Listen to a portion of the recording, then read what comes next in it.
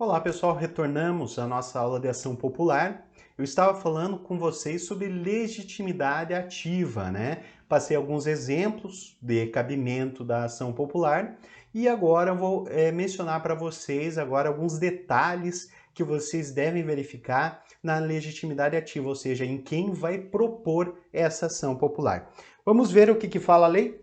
O artigo 1º da Lei de Ação Popular fala o seguinte: qualquer cidadão, né? Então eu já grifei aqui qualquer cidadão para dizer que a legitimidade então pertence ao cidadão, não pertence ao Ministério Público, inclusive o Ministério Público não pode ingressar com a ação popular. Eu já vi questões de concurso público derrubarem candidatos dizendo que o Ministério Público pode ingressar, né, se nenhum cidadão tiver interesse. Não. O Ministério Público tem a sua própria ação, que é a ação civil pública. Aqui somente o cidadão. O que pode o Ministério Público é continuar uma ação diante de uma ilegitimidade superveniente, por exemplo, o cancelamento da questão de eleitor do cidadão. Aí pode o Ministério Público continuar, né, a ação popular.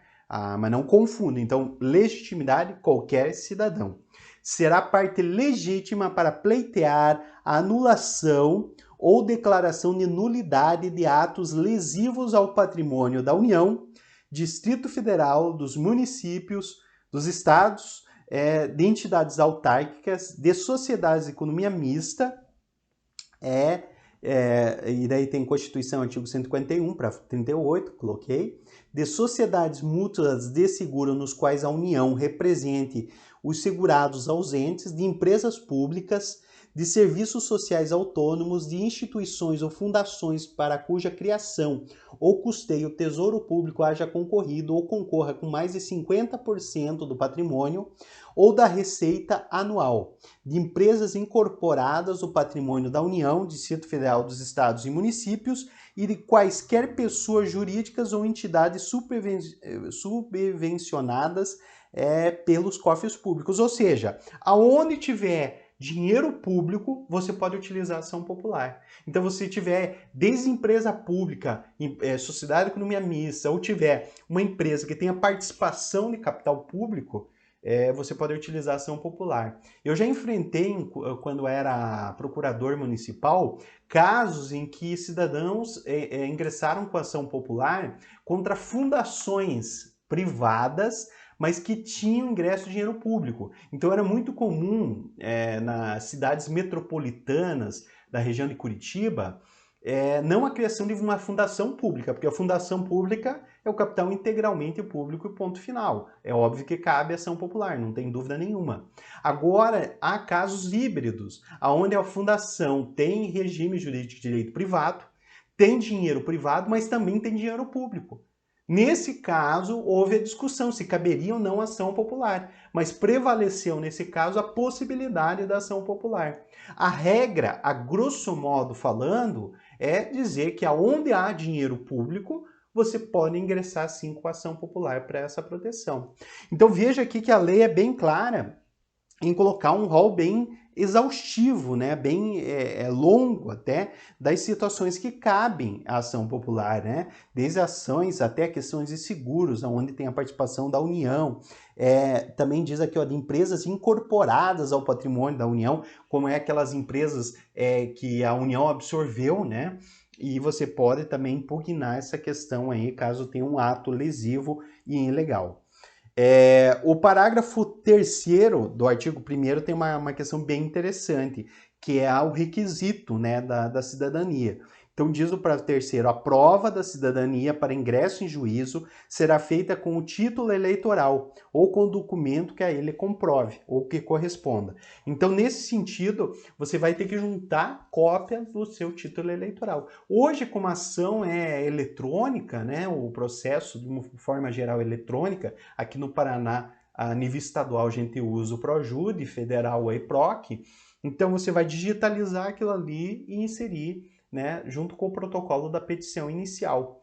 Isso vai já gerar, né, a prova da sua cidadania. Isso é importante para a legitimidade ativa. Também temos aqui uma questão interessante. Deixa eu fazer a pergunta, depois eu coloco a decisão. Surgiu alguns casos onde o cidadão que ingressou com a ação não é da mesma localidade, não é daquele município. Então, por exemplo, eu vou impugnar um ato do prefeito aqui da cidade que eu moro, mas eu não moro nessa cidade. Aliás, quem ingressou com a ação não mora nessa cidade, melhor dizendo.